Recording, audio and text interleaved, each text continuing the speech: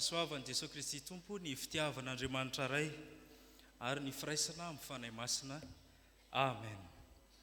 Mbola ao anatin'ny fandiniana trano loha hevitra hoe miasa ao anatin'ny mino ny Fanahy Masina isika ato anatin'ny sahany 𝗥𝗔𝗡𝗔𝗬 mandritra ity volana May ity ry havako. Alahady alohan'ny 𝗡𝗜𝗁𝗡𝗢 tamin'ity anio ity ary miditra indrindra ao anatin'ny herinandro ny Fanahy Masina raha teo isika manomboka amin'izao herinandro mivelatra eo anoloantsika izao. Andeha ry havana ny filazantsara araka ny lioka toko 120 ny andininy 7 hatramin'ny andininy 7 no hivelatra eo ambany masontsika fa izany no akatsika ny hafatra avy amin'Andriamanitra. Ity lioka toko 120 ity ry havako, raha vao miresaka n'izany lioka toko 120 zany sika dia miresaka indrindra ny amin'ny ampianaran'i Jesosy Kristy ny mpianany hivavaka. Dia io le vavaka ataontsika rehefa mitohy amin'ny vavaka fangatahana, le vavaka nampianarin'ny Tompo. Zany ny tampany voalohany amin'ity toko 120 ity, fa mitohy ihany zany dia nampianatra indray Jesosy Kristy. Nampianatra izy ny amin'ny fomba fangataka, ny amin'ny fiheverana ny hafa. Zany zavatra rososiny zany no indray ampianariny. Fanekena isahirana. Andeha ny andininy 7 sy ny 10 raha mba sitrakitsika dia raha antsika mamaky indray mandeha amin'ny anaran'ny Tompo manao hoe aroa izaho aminareo, mangataha dia homena ianareo, mitadiava dia hahita ianareo, dondony dia hovohana ianareo, fa zay rehetra mangataka no mahazo, ary zay rehetra mitady no mahita, ary zay rehetra mandondona no hovohana. Zany ry havana no miteny amintsika fa mila miasa isika raha manana ilay Fanahy Masina izay miasa ao anatintsika dia tena mila miasa. Fa ny fomba fangataka ry havana dia tahaka izao, ny hafatra ampitaina amintsika amin'ity anio ity, ampitainy Tompo amintsika. Dia isika eo anatrehan'Andriamanitra manahoana ny fomba fangatakitsika. Rehefa mangataka isika, inona no takiana amintsika? Ny takiana amintsika ry havana dia tsotra ihany, miasa. Mila miasa. Dia tonga amin'ilay fitenenana malagasy hoe tsy manao 𝗟𝗶𝗏𝗔𝗦𝗡𝗢𝗏, tsy hoe mitoetem-pona dia mano fotsiny hoe za zao raha mivoaka eto dia mba mahita 𝗙𝗏𝗢𝗏𝗔 ery amin'ny sisin-dalana ery misy manao an'izany. Mila miasa.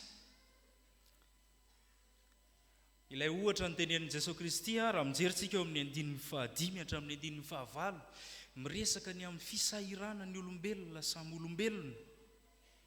Hoy Jesosy hoe raha tonga ao aminao ve ny namanao hiteny hoe mba hampisambory mofo anankitelo aho ny andro rehefa alina, dia hiteny ve ianao hoe aza manelingelina intsony fa efa alina ny andro fa efa matory atao amin'ny zanako aho zao?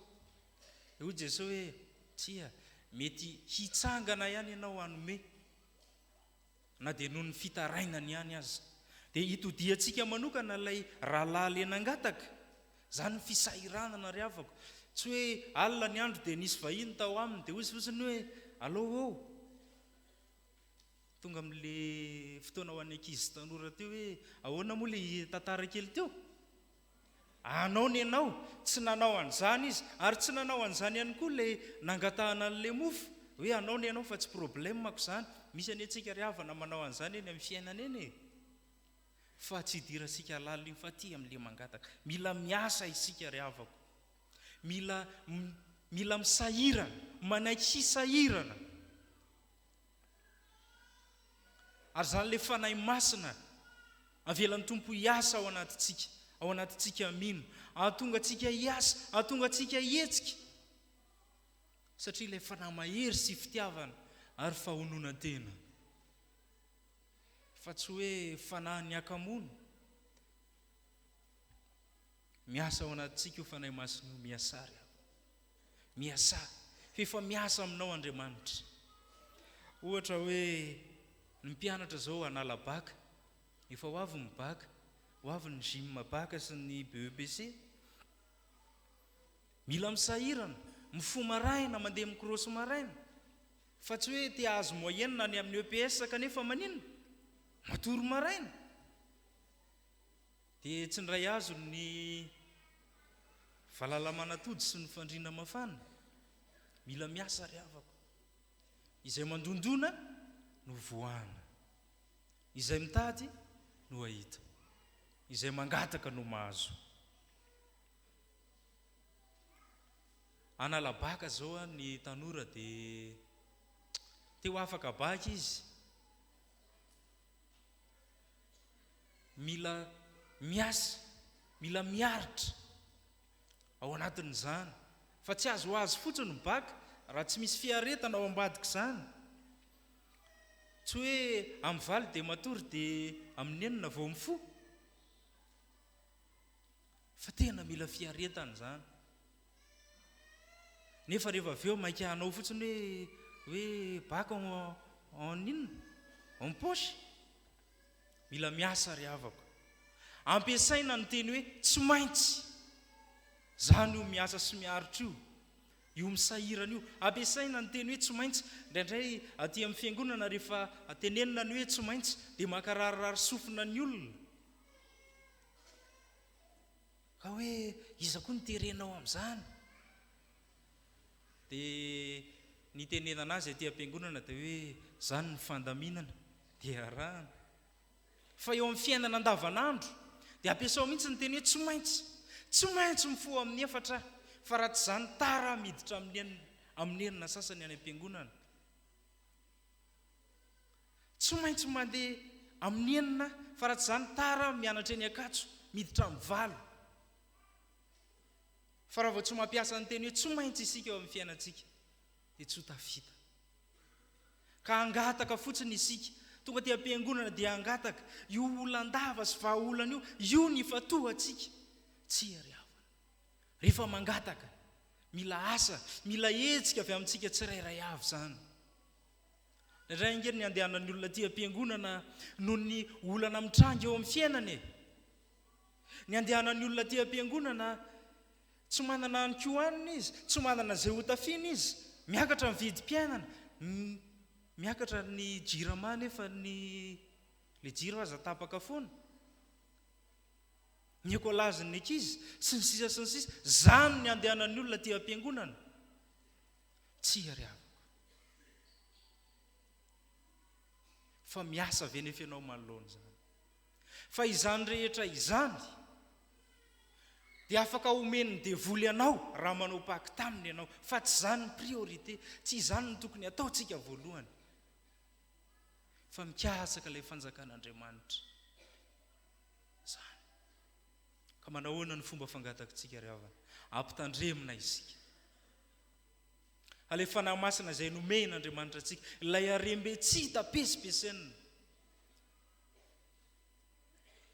ary zany ry havana no hidirantsika amin'ny hafatra faharoa rehefa mangataka isika rehefa mangataka amin'Andriamanitra dia nitenenina teo dia no hoe nitakina amintsika dia ny sisahirana ny hiasa fa tsy hitoetoepoana fa ny hafatra faharoa indray dia Andriamanitra manoloana antsika rehefa mangataka amin'Andriamanitra isika dia izay sarobidy indrindra no omeny antsika andininy faha 1 hatramin'ny andininy faha 3 indrindra fa ny andininy faha 3 ko raha ianareo na dia ratsy azy malala nome zava-tsoa ny zanakareo tsy maika va ny raha izay any an-danitra no hanome ny fanahy masina ho an'izay mangataka aminy rehefa resahana no hoe ray ry havana dia fitiavana no mifamatitra ao anatin'izany ny ray aranofo tsy misy ray mihitsy io tenenin'i Jesosy io hoe angataka amin'ny mofo ka vato no omena ray adala raha manao an'izany tsy misy an'izany fa ampitahen'i Jesosy Kristy ry havako ny ray aranofo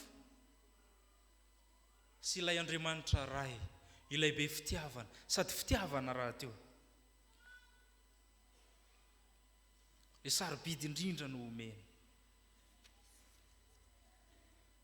inona ny tena mba fangataka ao amin'Andriamanitra, inona ny tena fangataka ao amin'Andriamanitra. Fa le fanahy masina ry havana angatahana, fa le fanahy masina, io le fanahy masina fanahy afaka mampianatra atsika, manolo-tsaina atsika, manavao atsika, manoro zay lalana tokony ale, manavaka ny tsara sy ny ratsy. Fa rehefa ananantsika zany fanahy masina zany, rehefa miasa ao anatintsika zany fanahy masina izany, tsy misy zavatra hafa tokony angatahantsika intsony, fa izy no manoro atsika, zao atao, ry aza atao, andana makary. Fa indraindray any ry havana mody mangataka amin'ny fanahy masina sika, fa le fanahy avelantsika miasa ao anatintsika fanahany izy, fanahany Satana.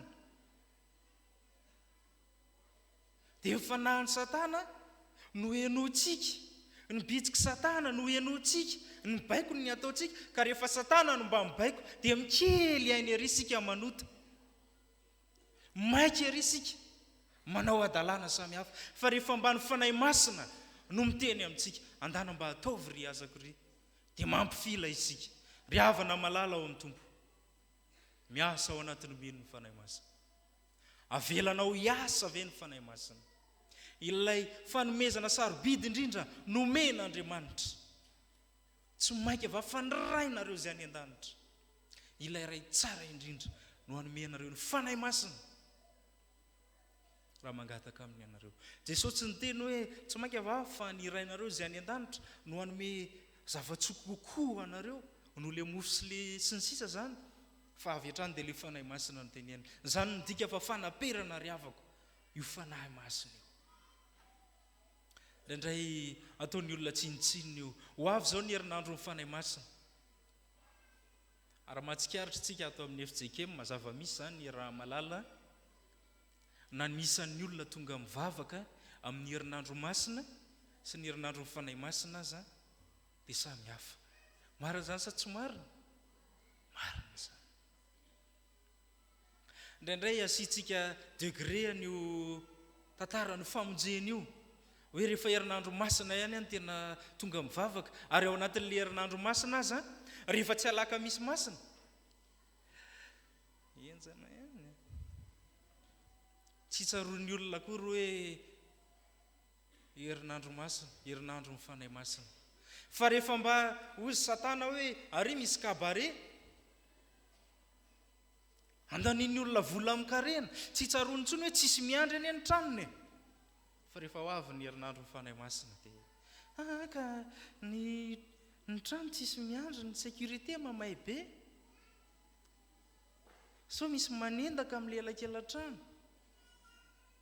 O ry havana, avela ho hiasa ao anatintsika amin'ny fanahy masina,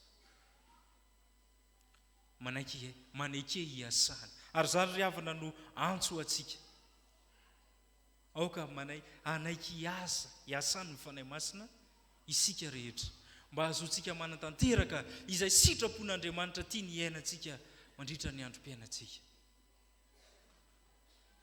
Fa Jesosy Kristy koa, ilay hareny-tsarobidy izay nomen'Andriamanitra atsika, ka isika amin'izao ankehitriny fiangonana amin'izao fotoana, dia ilay fanahy masina no omeny atsika, ampitoeriny ao anatintsika.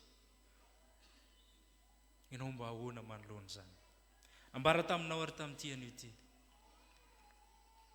Fa rehefa mangataka amin'Andriamanitra isika, ny toe-po tokony hananantsika manoloana an'Andriamanitra dia ny hiasa, ny hihetsika, fa tsy hitoetoe-pona ka hatory, ka hanao 𝗟𝗏𝗏𝗔𝗏, na hanao 𝗙𝗏𝗏𝗔 samy hafa, na hanao 𝗙𝗏𝗏𝗔 ratsy, azahoana tombontsoa.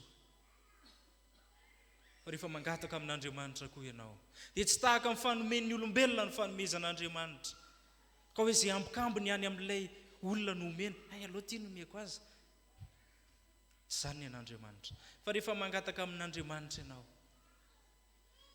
ilay fanahy masina, ilay sarobidy indrindra no omeny ianao, fanontaniana dia hoe mahay mankasitraka ve isika, mahay mankasitraka ve isika manoloana izany, fa mihoatra noho ny vola aman-karena io fanahin'Andriamanitra atao anatintsika io. Dia mahireza raha havako, manaiky hiasany fanahy masina. Izay manatsofina ento miaino, aoka izy eno izay lazay mifanahy amin'ny fiangonana. Amen.